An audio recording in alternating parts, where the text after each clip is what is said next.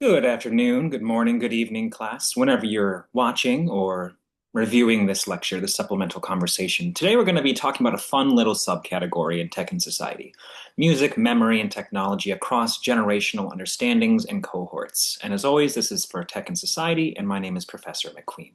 So let's just jump into it, shall we? Let's discuss this concept of mixtapes, MP3s, and this like technology across generations. So bear with me here. Picture this or imagine this. It's 1999 and you're in your bedroom. I know many of you might not be able to picture this, but my age is showing. The radio is playing, your fingers are poised over the record button, and the moment your favorite song comes on, you press it, cutting off the DJ's voice just in time. You didn't buy that song, you caught it, like a firefly, which subsequently are also going extinct, sadly.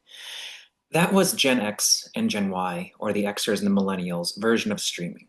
Only it took patience, timing, and often a lot of rewinding to be able to nail that song you wanted to have. Now, compare that to today, right? Gen Z opens Spotify within seconds. They're vibing to hyperpop, drill, bossa nova edits, or lo-fi girl, right?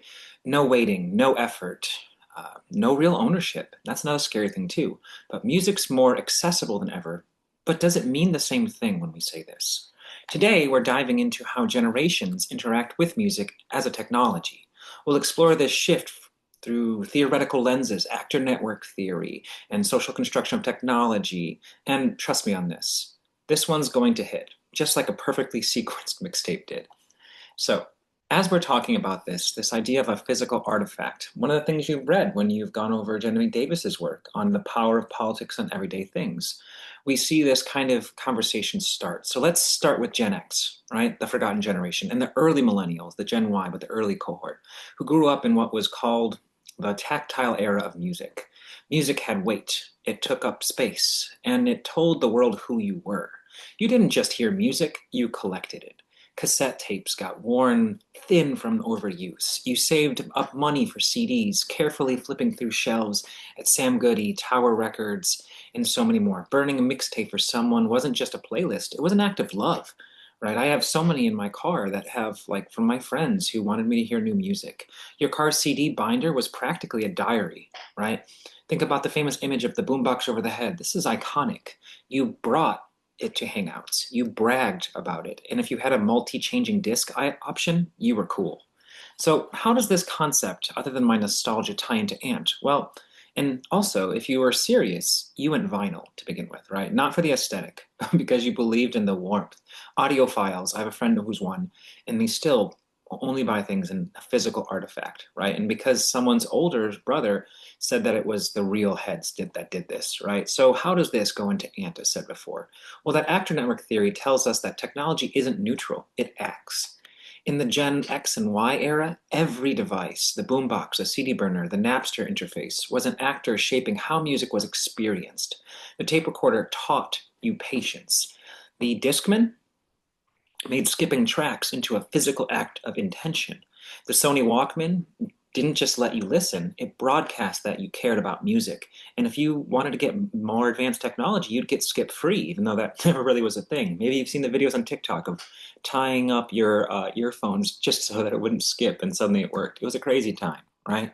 So that social construction of technology chimes in here by asking us who decided that these tools mean what they mean, right? Different groups attached wildly different meanings. For the RIAA, burning CDs was theft, right? For high schoolers, it was the economy of cool. TRL on MTV wasn't just a countdown of music per se. It was a validator, right? If your favorite band cracked the top 10, that meant you mattered. But there was also subcultures that would have you listen to Fuse or say that it was too trendy to be on TRL. So you saw subcultures also even exist inside this. And so music wasn't just something you consumed. It was a form of identity narration. You were your CD wallet. You were burned mixtapes. You were liner notes that were there, right? And those meanings were negotiated in hallways, in bedrooms, in parking lots, social spaces where the medium was the message, as we learned through McClellan in this course. But of course, none of that would last. Technology evolved, and with it, so did the rituals, the meanings, and the networks. So this brings us to the next idea of how we've seen it shift. So how about the idea of Gen Z with ephemeral experience, right? So Enter the Gen Z, the new generation, born into the cloud storage and algorithmic curation. Gen Z has rarely, if ever, needed to quote unquote own music. Why would they? It's always there. You don't record songs, you scroll them. You don't search for music, you let the algorithm feed it to you, tailored to your micro emotions, your locations, and even your heart rate, right?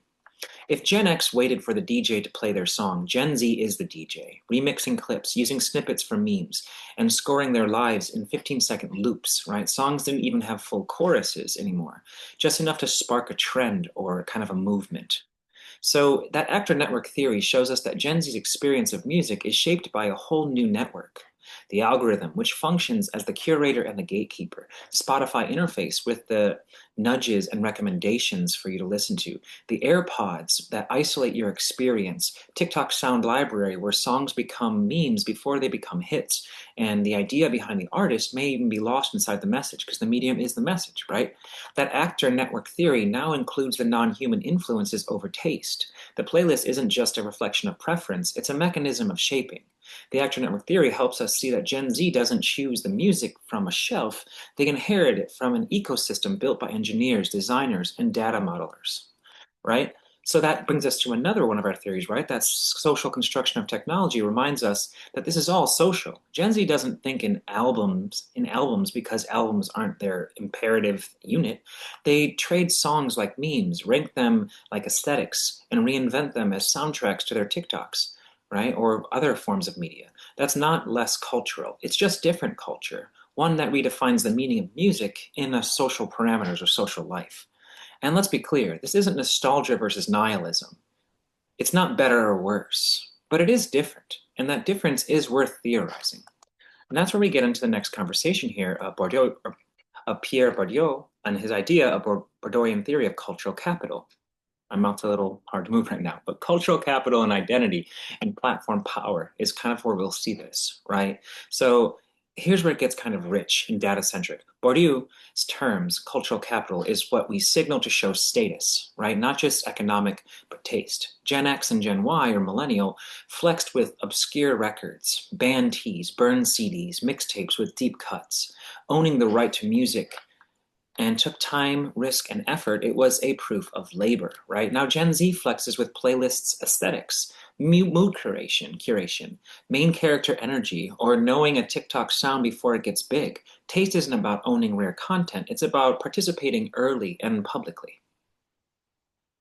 So the actor network theory tells us that this shift in identity isn't just about people. Platforms like Spotify and TikTok are actors in shaping taste. Their design features like autoplay suggest tracks or follower counts, governed by the performance of the identity. You become not just a listener, but a data point. Your musical self consistently refracted through the platform's logic.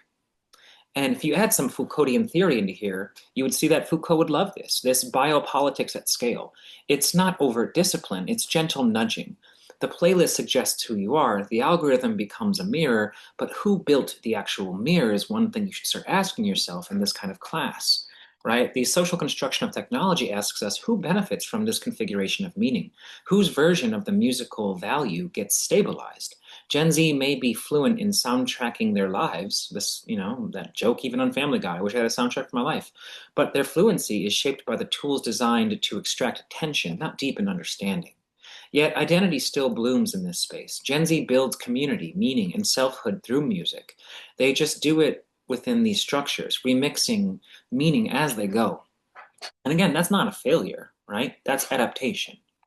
And this is kind of where we get to this kind of refresher, right? This conversation of that the actor network theory, networks shape behaviors, human and non-human. And we've seen this kind of in what we're discussing, and that the social construction of technology is meaning is shaped socially. It's not technologically inevitable.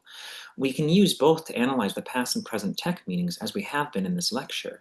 And it gets important for us to remember that this isn't really a battle of who had it best, who had it worst. It's really about the shifting in the tonality, the platform, and how we as a collective engage in it and how it engages with us, right? So from that, What I kind of want to talk to you about here, some final thoughts that you can take from this, right? Music has always been more than a sound. It's memory, community, and ritual. But how we access it changes how we understand ourselves. I have a book of CDs in the back of my car that I keep with me. Now, do I listen to them all the time? No, because it's really more convenient for me to hop on Sirius XM, which I prefer, or to pull up my iPod in my car right through the actual iPhone going in through it through Bluetooth. That's great. I love tech. But I do have that physical material culture.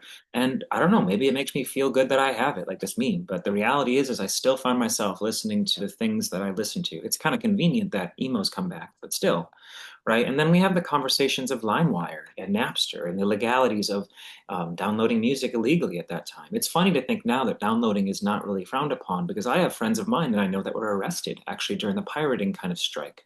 So music has always been more than just a sound, right? It's how we understand ourselves. The actor network theory and the social construction of technology help us see that music tech isn't just about what we use. It's all about how we live. And when one generation laughs at the other for carrying around CDs or not knowing how to use a turntable, they're not just laughing at the tech, they're laughing at the whole network of meaning. So as you navigate your own musical identities, here's your question for you from this class. If the playlist knows you better than you know yourself, then who's really choosing what you love? And I want you to consider that, right?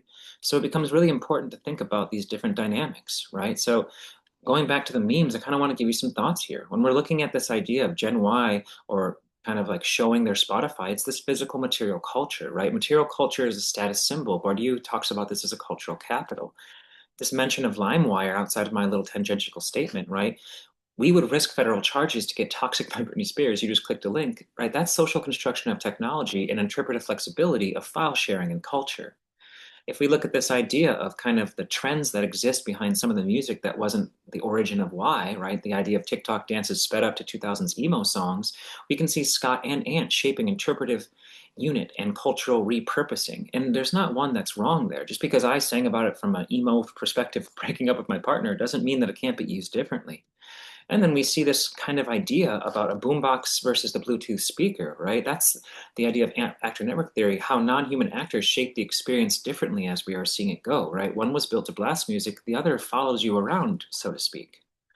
And then we can also understand, Bo Burnham said this best, that the next stage of capitalism is really our time. I'm a video gamer and I think about how all quests now have this kind of required time frame because the more playtime someone has, the more investors feel that they're getting their monetary back ends, right? So music is free, but you paid with your soul is a little dramatic, but think about biopower and algorithmic identity shaping. To have all of these ads in between songs to capture so many hours and minutes of your life in music is something that was bragged about with the material culture, but not necessarily in the sense of how we see it.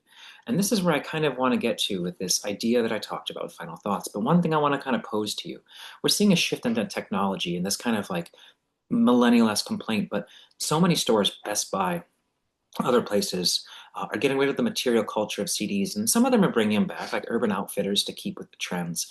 But I want you to really think about what happens whenever Apple decides it wants to pull music from the Apple library, or a song becomes problematic and gets removed from Spotify. You don't really have that physical culture to listen to that song anymore, right? You can think to Aaliyah's catalog. Her uncle would not allow it for a long time, and it would release on Apple Music, Spotify, whatever you have, and then it would get struck away. And you didn't really have the right to. Now, what gets interesting is a little story for you, an anecdote, a tangent, if you will.